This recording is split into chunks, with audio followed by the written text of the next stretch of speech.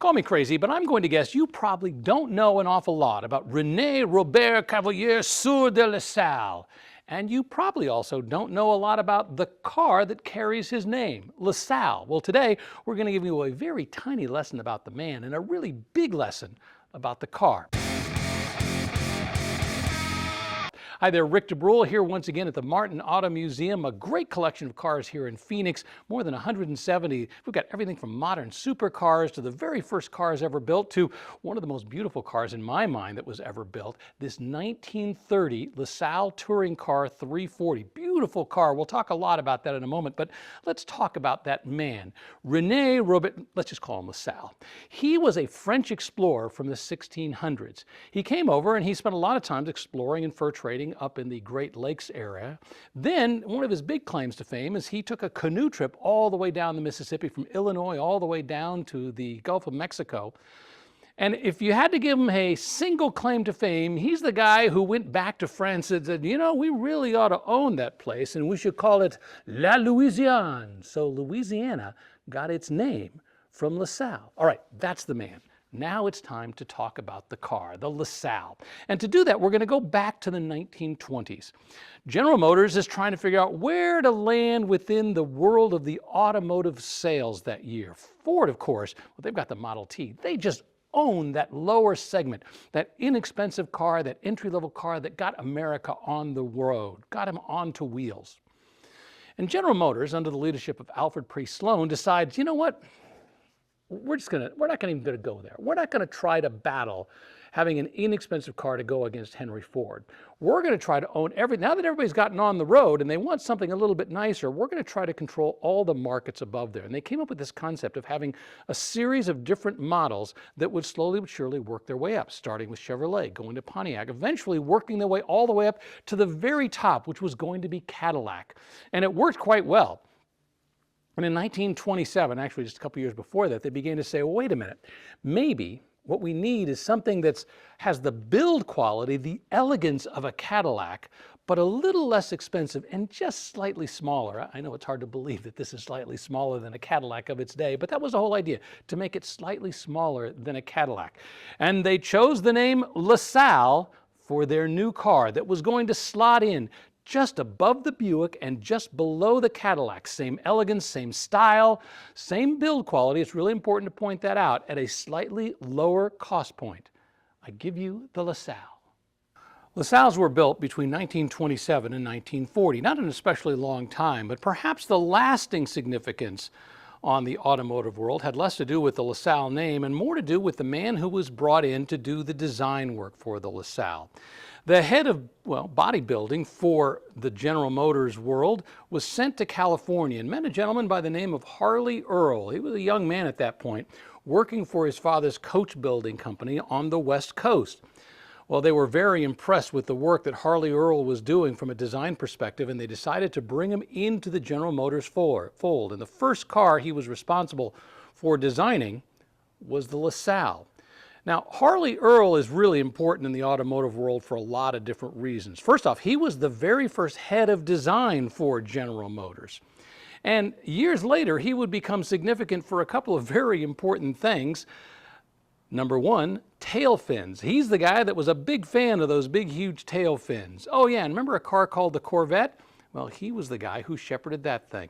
He also had a lot of other things he did in the design world that were really important that as a result led to, great innovations in how design was done. But the LaSalle, the 1927 LaSalle, was the very first car that he designed for General Motors. And once again, it's what put Harley Earl on the map.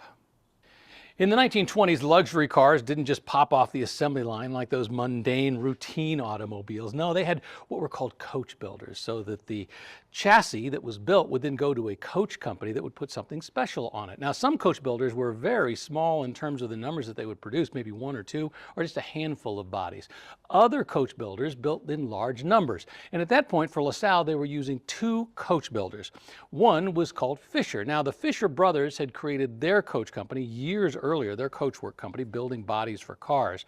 But in the mid-1920s, it was actually absorbed into the General Motors world. And in fact, Fisher Body became the body component of Fisher for General Motors for an awful long time.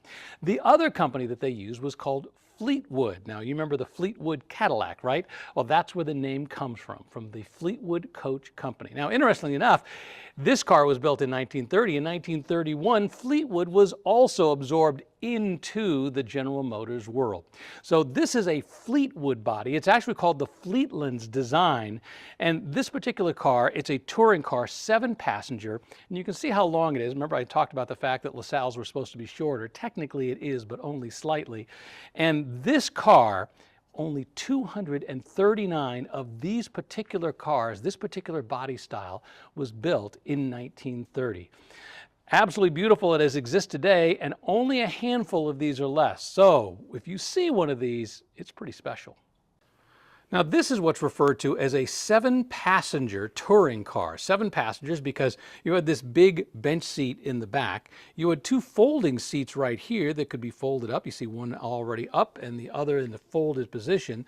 And then, of course, we had a big bench seat up front where normally your driver, your chauffeur, would be cruising you around. And of course, because you wanted a degree of privacy, you had this glass protecting all of your significant, important conversations that you were having in the back away from the driver who was up front.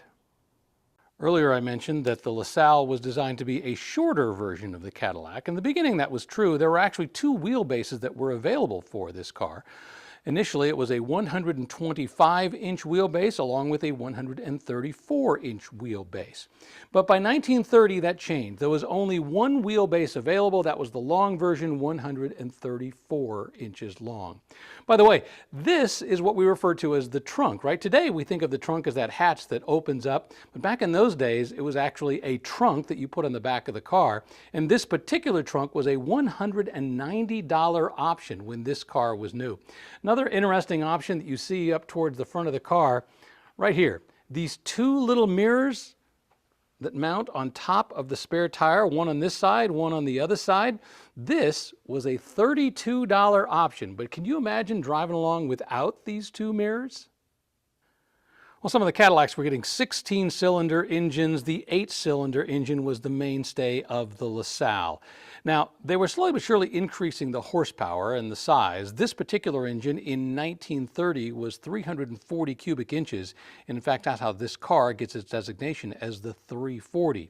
They were also increasing the horsepower as time went along. In 1929, it had 86 horsepower. By 1930, it moved up to 90 horsepower. And while 90 horsepower doesn't seem like an awful lot to move this big, huge car along, with the right gearing, and you got to remember they weren't doing massive speeds for the most part on highways, it was just fine. This particular engine is what they call an L-head engine. What that means is you see the spark plug sitting on top of the engine right there. Off to the side would be the valves. Now, most of us are used to valves coming in on the top of the cylinders. An L-head engine has the valves coming up and the head coming over like this so that the gases can move from one side to the other. So an L-head engine is in kind of an L configuration. Not very popular today, not at all popular today. Almost all the cars these days have valves that are on the top of the engines. But back then it was an efficient way of solving most of the problems that they needed to solve. So just 90 horsepower from this 340 cubic inch engine. But again, that's all they needed to get around. And I love on the top on that plenum right there, how they have the LaSalle crest. Beautifully done. In the automotive world, timing is everything, and at first it seemed like LaSalle really nailed the timing. I mean, these cars came out in 1927, right in the middle of the roaring 20s. Money was flowing. People wanted big, luxurious, elegant cars, especially something that was connected to Cadillac and had that Cadillac design quality. This car, this 1930 version, was actually introduced in September of 1929. There's just one problem. If you remember your history lesson about the United States, in October of 1929, well, that's when the stock market crashed. That's what led to the Great Depression. So where money had been flowing throughout the roaring 20s, By the 1930s, well, it was starting to dry up. And in fact, while they sold a record number of these in 1929, the number of sales dropped significantly in 1930. And also, they had to reduce the price of the car. Each model of the LaSalle was selling for between $80 and $150 less in 1930 than it was in 1929. When was the last time you remember a car company reducing the price of its cars? It doesn't happen very often, but that's what they had to do because the Depression was starting to, well, have an impact on the United States. And as time would go on, it would have an even bigger impact, not just on the United States, but probably on the LaSalle brand as well. A couple interesting things I want to point out inside the driver's compartment here. This, of course, is a luxury car with see the glass back here. So it's a 7-seater. You could have your owners who paid the bills in the back and no doubt a chauffeur up front driving the car.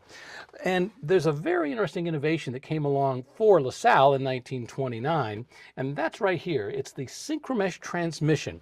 It was invented back in 1919, first used on a production automobile in 1928 with the Cadillac. And it showed up on the LaSalle in 1929. So this 1930 version does have the synchromesh transmission. So what is a synchromesh transmission?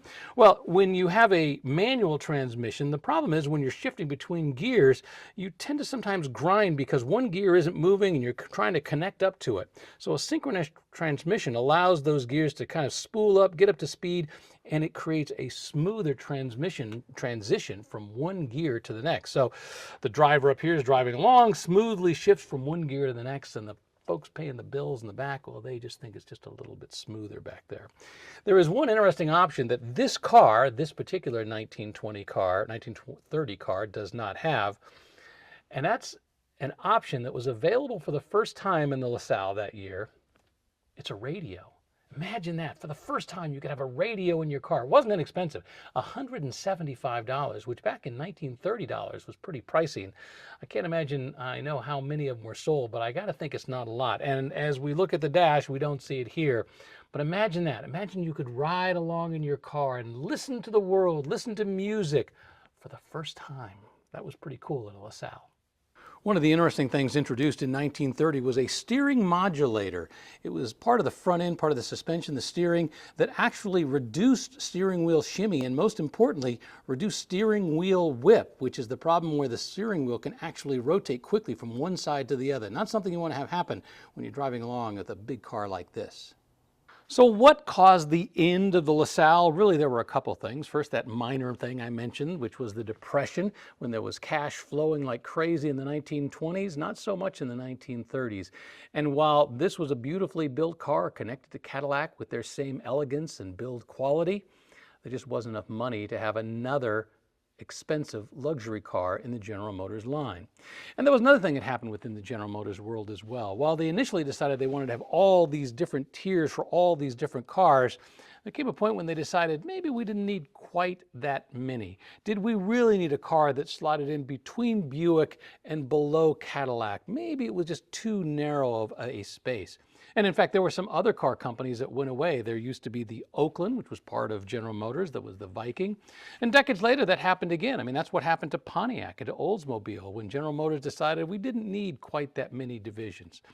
But once again, in 1940, they decided that, well, while this was a beautiful car, while it was a great concept, by 1940, and really World War II had nothing to do with it. Before World War II came along, they decided that the time had come for LaSalle to come to an end. But you could argue that this 1930 340 touring car, the 7-passenger car, really was the moment when LaSalle's flame burned the brightest, its most intense, the absolute epitome of LaSalle styling, that Harley Earl look that stretched from all the way to the front, all the way to the back, beautifully done.